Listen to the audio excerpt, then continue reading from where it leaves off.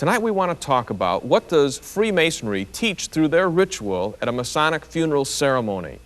Are those teachings in accord with the Bible? To begin with tonight, I'd like you to look at two statements that are taken from the ritual from the Masonic funeral ceremony in Maryland. First, Masonry seeks constantly to build the temple of the soul, and thus to fit us for that house not made with hands, eternal in the heavens. And second, when our brother labored with us in Masonic attire, he wore a white apron, which he was taught is an emblem of innocence and a badge of a Mason. By it, he was constantly reminded of that purity of life and that rectitude of conduct so necessary to his gaining admission into the celestial lodge above. That's how the Masonic Lodge says their members can know they will get to the celestial lodge above. But let's compare that with the Bible. What does the Bible say about how a person can get to heaven? First of all, in John 14:6 we read, Jesus said, I am the way, the truth, and the life. No man cometh unto the Father but by me.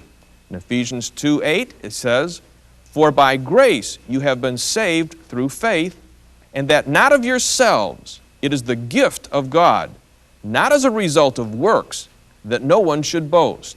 And finally, in John chapter 3, verse 36, He who believes in the Son has eternal life, but he who does not believe in the Son shall not see life, but the wrath of God abides on him. So tonight, that's the topic that we want to investigate. And as our custom is, we let others speak for themselves. And so to begin, I would like for you to hear a 32nd degree Mason talk about what he believes the Masonic funeral ceremony is teaching. Please listen. When you have the funeral service and you commit people as a Mason, as a brother, you commit that individual to the great lodge in the sky. Symbolic. And his spirit. Dr. Martin, that is symbolic. What is it symbolic of? Yeah. It is symbolic of the belief of resurrection. Of who? That's one of the landmarks.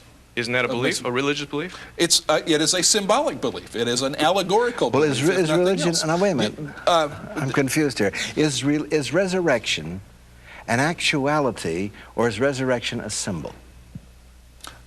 Resurrection is an actuality, right. But as it is portrayed in the Masonic funeral service, it is symbolic. So they don't believe in resurrection? No, and don't change my words. I didn't say that. Well, I'm just saying, if I asked you, first of all, if it was reality or symbol. You told me... Resurrection exists. Okay, now you said to me, yes, for me, it's a reality. Now, how about for the Masons, for the lodge, or for the funeral service and so forth? And you said, well, it's symbolic. It is symbolic, as it deals with that particular aspect of the ritual. Then if it's symbolic, it isn't reality, it portrays a concept. It is not man's right to grant resurrection. And what you're seeing is a symbolic... Is it holding out a hope of resurrection?